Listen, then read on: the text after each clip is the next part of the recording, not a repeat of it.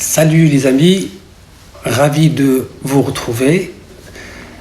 Dans cette vidéo comporte les deux derniers chapitres de cette saison 1 de la théorie géométrique.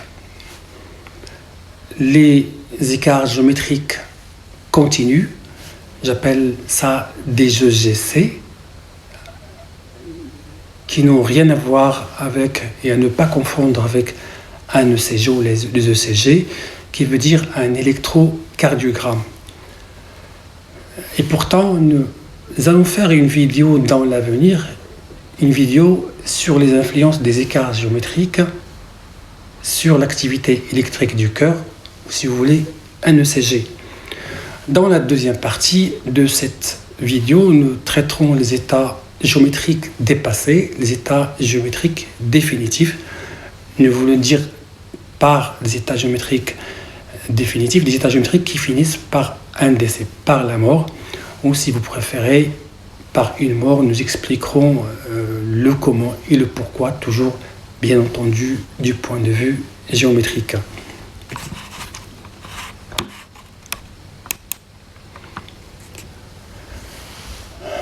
Mais avant de traiter, revenons un petit peu en arrière et essayons de présenter les différentes configurations au cours de la vie d'une personne.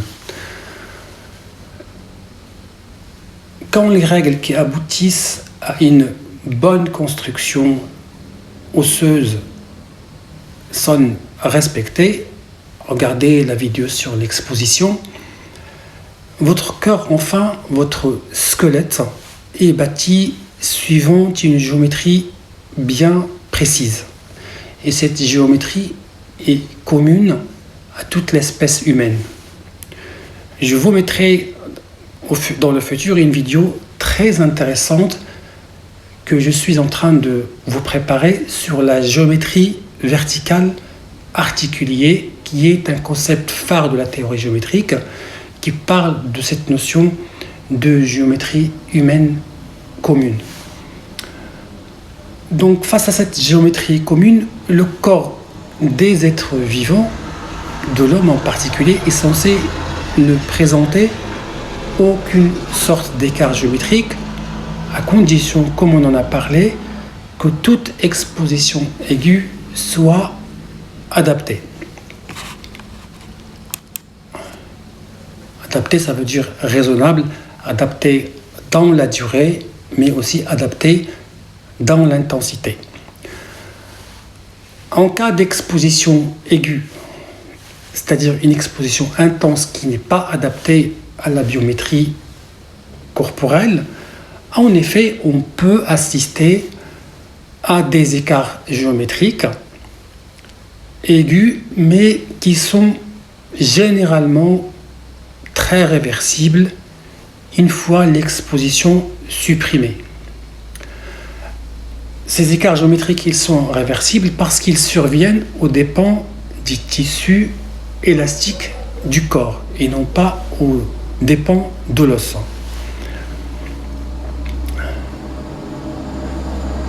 Donc voilà, c'est la première configuration. Dans la deuxième, avant de traiter la deuxième configuration, dans tous les diagrammes que vous allez voir que la ligne des Y correspond ou indique la valeur des écarts géométriques observés. Honnêtement, on fixe ici le maximum d'écart géométrique possible à 25 degrés, voire 30 degrés. On n'a aucune idée sur les valeurs maximum d'écart que peut subir un squelette, un corps. Nous pensons généralement que des écarts au-delà de 25 degrés, de 30 degrés, ne sont pas compatibles avec le fonctionnement, avec le déroulement de la vie. Ce chiffre 25 ou 30 degrés, si vous voulez, est mon impression personnelle et il peut changer avec le segment osseux concerné.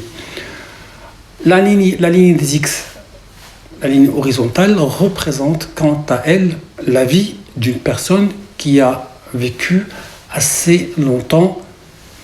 Bien évidemment, beaucoup de personnes n'auront pas cette chance parce que entre-temps, ils seraient morts de cause externe, un accident par exemple, ou un suicide, ou une noyade, mais aussi parce que certains auraient des écarts géométriques beaucoup plus accélérés qui vont provoquer leur décès. Je mettrai une vidéo sur la mort du point de vue géométrique, il est également très intéressante, parce que je pense qu'il permet, entre autres, de réconcilier les différentes croyances religieuses des gens, la philosophie et la science. Le principe, il est très simple, il est assez simple. La mort précoce, si vous voulez, ou prématurée, je parle ici de mort qui survient avant le délai, c'est-à-dire avant 200 ans, avant 150, avant 100 ans, qui est une mort anormale, accidentelle. C'est le concept d'accident géométrique, chronique ou aigu. En tenant compte du fait qu'un organisme ne peut pas supporter une exposition violente, intense pendant une longue durée en raison de la douleur créée par l'étirement au-delà des limites que peut supporter un corps, que peut supporter un tissu et qui menace de rupture, les écarts aigus sont généralement réversibles parce qu'ils intéressent, comme je l'ai précisé avant, les tissus mous, les ligaments, les capsules articulaires, les muscles. Et ces étirements de ces tissus mous sont à l'origine de phénomènes de cisaillement et de glissement des articulations. Alors, vous devez retenir que les écarts géométriques ce type d'écart géométrique, je parle des écarts géométriques aigus, ne surviennent jamais sur un os normal. Ils surviennent tout le temps sur un tissu mou, tissu élastique, mais ils peuvent survenir sur un os qui est anormal. Et nous soulignons cette notion, bien entendu, en rouge. Ils peuvent survenir sur un os pathologique, ce sont les termes qu'aiment bien utiliser mes collègues et les médecins, que je tiens à saluer au passage. Un os pathologique, comme disent mes amis les médecins, en théorie géométrique, veut dire soit un os anormal, un os géométriquement modifié, ou alors un os fragile. Vous vous rappelez l'exemple que j'ai dit, la règle des 3 châteaux, le château de sable, le château de fer. Alors, des circonstances où on trouve un os anormal sont nombreuses. D'abord, les fractures de stress, les fractures de fatigue, encore connues dans les termes francophones de fractures de fatigue, dans les périostites chroniques et des déformations osseuses, quelle que soit leur valeur, c'est-à-dire la valeur est ici péjorative. Chez les enfants, l'os est immature, donc l'os n'est pas parfaitement normal. Chez les astronautes, à leur retour d'un séjour long dans l'espace, on peut évaluer de 4 à 5 mois la durée nécessaire pour la reconsolidation, la resolidification osseuse progressive après un séjour de 3 mois dans l'espace. Chez les navigateurs également, on peut avoir de l'os fragile et chez les sédentaires. Donc voici un peu les différentes situations. Je citerai également les personnes ayant été soumises à des radiations ionisantes. Nous mettrons une vidéo à ce sujet qui porte le titre de Tchernobyl et la théorie géométrique. Notons qu'une fracture de stress ou une périostite surviennent sur un os de mauvaise qualité et ou sur anomalie géométrique préexistante et jamais sur un os normal. Je vous invite une nouvelle fois à revoir ou à voir notre vidéo sur l'exposition, il est très explicite.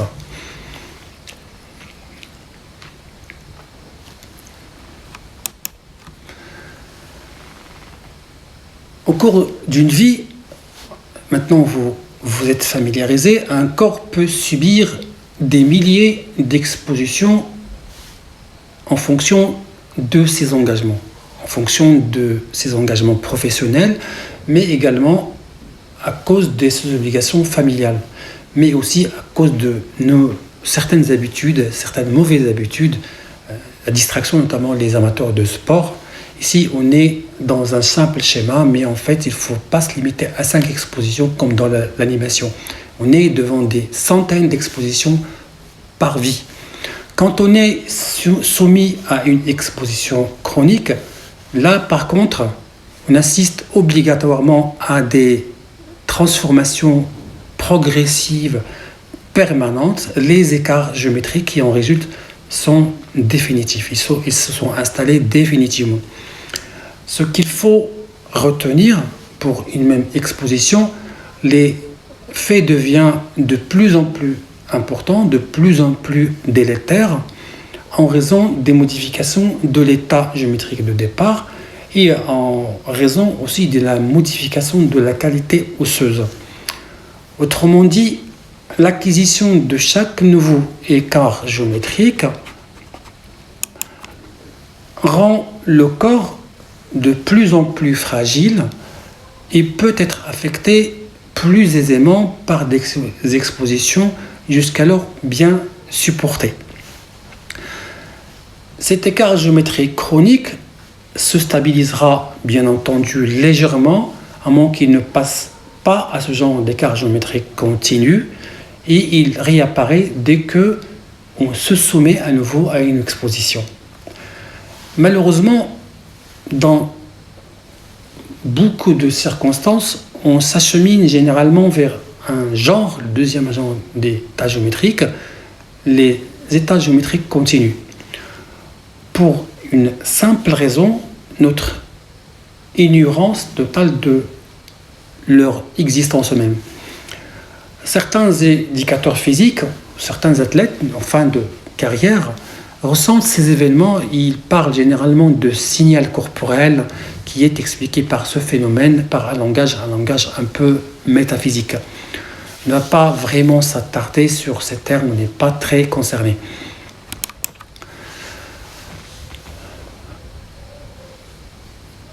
Dans cette animation, on suppose que l'exposition chronique a débuté à l'âge de 17 ans et qu'il survient sur un état géométrique relativement normal. Mais sachez qu'une exposition peut commencer beaucoup plus tôt, dans la petite enfance, ou beaucoup plus tard, carrément à 40 ans ou à 50 ans. Dans cette vidéo, on ne s'intéressera pas à ces cas de figure, ce qui nous intéresse aujourd'hui est un type d'écart géométrique très particulier et très spécial, un écart géométrique continu, c'est-à-dire un écart géométrique ne nécessitant pas d'exposition, qu'elle soit aiguë ou chronique. C'est un écart géométrique sans exposition. Alors vous allez dire que finalement, ce genre d'écart géométrique est un écart lent. Ce n'est pas le cas. Ce sont des écarts ultra lents, beaucoup plus lents, de l'ordre de 1/10, beaucoup plus lents que l'écart chronique, et ils sont relativement plus tardifs, à moins d'une exposition chronique précoce dans la petite enfance ou pendant la vie intra-utérine. Donc généralement, ces écarts ils sont beaucoup plus tardifs, on y assiste au-delà de 50 ans, au-delà de 60 ou 70 ans, mais à la retraite généralement, mais on peut assister à des écarts géométriques continus très précoces, c'est vous êtes exposé pendant la vie intra-utérine ou pendant la petite enfance. Ces écarts sont plus lents, je l'ai dit, que les écarts chroniques de l'ordre de 1/10 de 1 jusqu'à 1/20 en fonction des gradients de densité entre deux surfaces osseuses opposées. Si ce gradient est très important, eh bien les écarts seront beaucoup plus, leur pente est beaucoup plus raide. Alors si les écarts de densité sont minimes, eh bien les écarts auront une pente plus douce.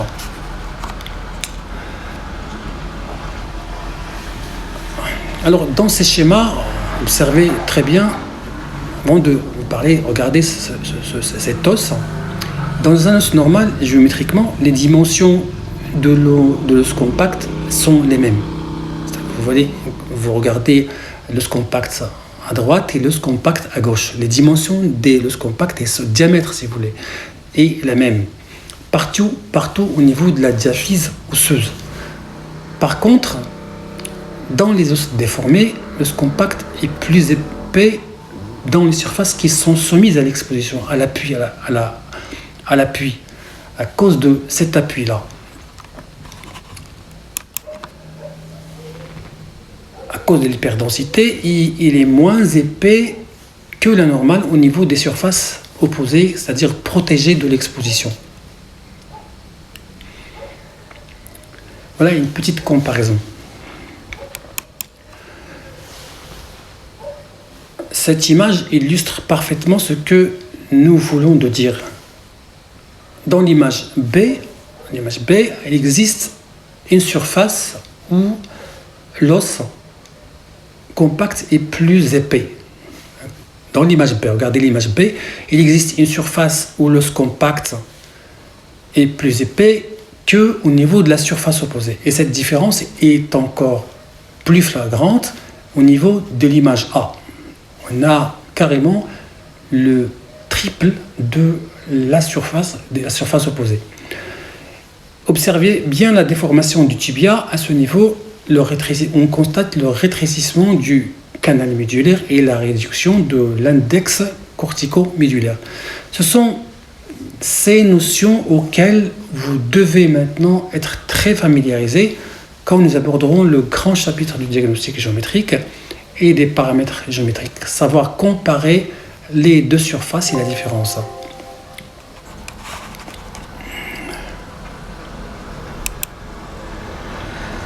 Il existe, au niveau de l'image B, d'abord, il existe une surface où l'os compact est plus épais que la surface opposée. Et cette différence est encore plus flagrante au niveau de l'image A. Et observez bien la déformation du tibia à ce niveau et le rétrécissement du canal médulaire. Ce sont maintenant ces notions auxquelles vous devez absolument être familiarisés quand nous aborderons bien entendu le grand chapitre du diagnostic géométrique et des paramètres géométriques. Au niveau des images C et D, il y a également une anomalie géométrique. Il faut bien observer la forme de l'os. Il y a également une déformation de l'os qui touche aussi bien le tibia que la fibula, mais que la dimension de l'os compact est sensiblement identique au niveau des deux faces, la face droite et la face gauche. Cela veut dire tout simplement que les jambes C et D ne sont pas exposées. Il y a un problème géométrique probablement acquis pendant la vie intra-utérine pendant la grande enfance, mais l'os, il commence à être exposé. Si cette situation évolue pendant 5 à 6 ans, on retombera dans l'image A et B. Si on considère l'image A, au niveau de la surface médiale, la surface à l'intérieur, la surface que je note sous terme H, il y a une hyperdensité et il existe peu d'activité cellulaire et l'os se rétrécit. Au niveau de la surface opposée, la surface latérale, extérieure, si vous voulez, petite H, on assiste à une hypodensité, l'os compact est hypodense, l'activité cellulaire à ce niveau est très élevée et l'os a tendance à s'allonger. Je ne vais pas aller plus loin, on reviendra sur ces notions quand on abordera l'éthiopathogénie géométrique des modifications anormales des tissus osseux. Ce que vous devez retenir, c'est que cette différence de densité et d'activité cellulaire est parfois extrêmement importante et qu'elle continue et qu'il peut continuer d'évoluer sans aucun besoin d'exposition. On dit qu'on est passé au stade d'écart géométrique continu. D'accord ? J'espère que c'est très clair, c'est simple. voyez tout ce zigzag pour arriver à cette conclusion. Une déformation, quand elle est trop importante, continue d'aggraver les écarts géométriques. Je vous ai donné l'exemple d'un osselon, mais la règle est parfaitement la même. Il est applicable aux autres types d'os. Les os du bassin avec le complexe ilio-ischio-pubien. Voici une image d'un schéma d'un bassin normal. Dans cette radiographie, vous avez les mêmes phénomènes, des zones d'hyperdensité qui alternent avec des zones d'hypodensité, des zones moins denses. Et on doit considérer le bassin dans ces trois dimensions.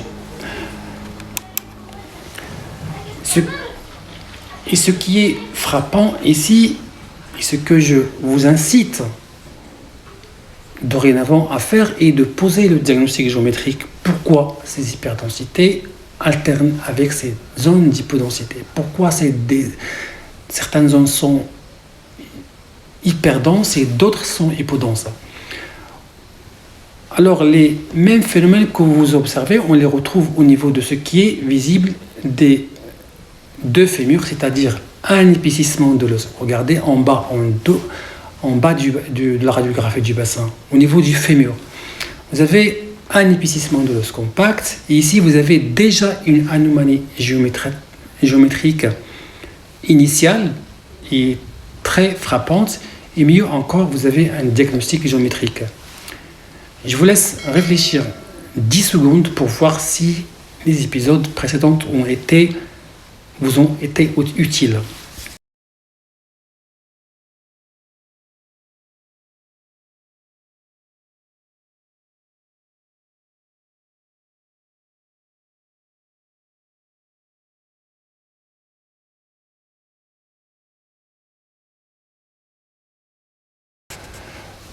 Vous avez parfaitement raison et je tiens à féliciter ceux qui ont trouvé la réponse.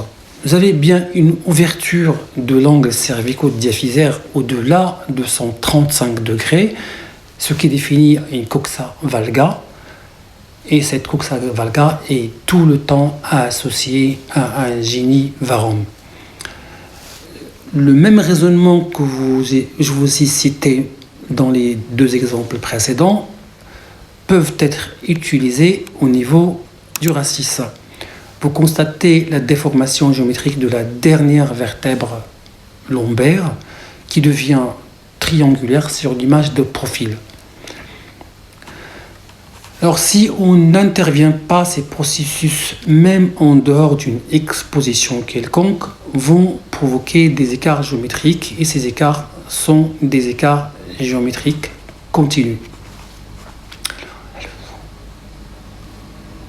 Alors, la leçon que je voudrais que vous tiriez de ces exemples, si on n'intervient pas, ces processus, même en dehors d'une exposition, qu'ils soient aigus ou chroniques, vont provoquer des écarts géométriques continus, et ces écarts, ce sont des écarts géométriques qui vont rester et qui ne vont jamais être réglés. On doit absolument intervenir.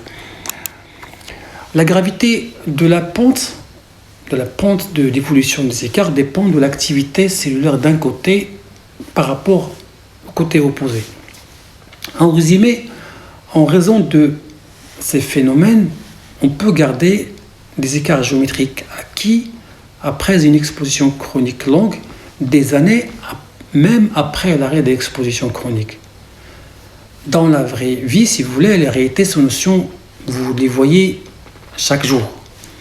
Chez des travailleurs qui ont été exposés par la nature même de leur profession, même après leur retraite, sont généralement confinés chez eux, incapables d'exercer d'autres activités, même légères, et leur degré d'autonomie s'en retrouve très réduit à très peu et à très faible. Il est impératif de faire quelque chose, il est impératif de corriger ces écarts géométriques pour lever la pression et permettre à l'os de se développer, de se régénérer normalement et mettre fin à ces écarts géométriques continus. Mais comment? Nous aborderons ce sujet sur le comment dans les chapitres des traitements en géométrie, mais c'est beaucoup plus tard. Voilà, donc ce chapitre sur les écarts géométriques continus a fini. On aborde tout de suite le deuxième chapitre, les états géométriques dépassés ou les états géométriques définitifs. Pourquoi est-ce qu'on est obligé d'intervenir sur ces écarts géométriques continus? Premièrement, parce que pour rechercher un confort physique, un confort, absence de maladie, pouvoir s'exposer un peu plus, parce que ces écarts géométriques ne tolèrent pas d'exposition. C'est la première raison. Mais la deuxième raison, c'est que au bout de ces écarts géométriques continus, si on n'a pas d'activité, si on ne réagit pas, si on n'agit pas, il y a une situation au bout de laquelle vous ne pouvez plus agir car il est trop tard. Vous avez perdu beaucoup de temps malheureusement et la médecine a perdu beaucoup de temps à tergiverser. Vous ne pouvez pas intervenir pour plusieurs raisons en fait, beaucoup de raisons. La première raison, c'est que l'intervention devient inutile. Certaines connexions fondamentales de la vie sont totalement rompues. Je peux en citer les grandes fonctions de l'organisme.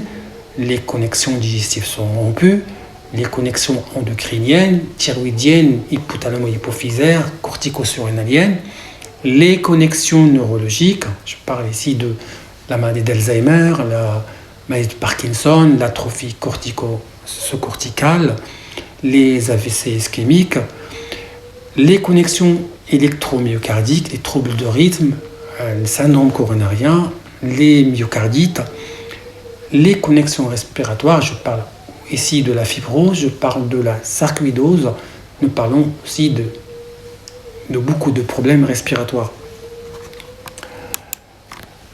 Les connexions hépato-métaboliques. Bref, il y a une rupture d'une fonction ou de plusieurs. Le squelette et ses attaches ont atteint le point de non-retour et ils sont imperméables à toute activité cellulaire. Donc on se retrouve avec un os mou et des tissus qui sont décalés de l'os. Ça ne peut pas marcher dans une vie.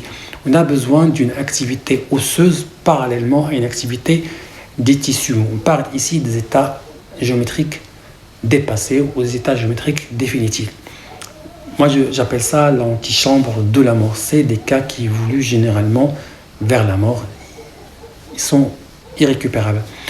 Ces états géométriques traduisent des écarts géométriques très avancés, très évolués et qui touchent plusieurs segments, ceux du squelette.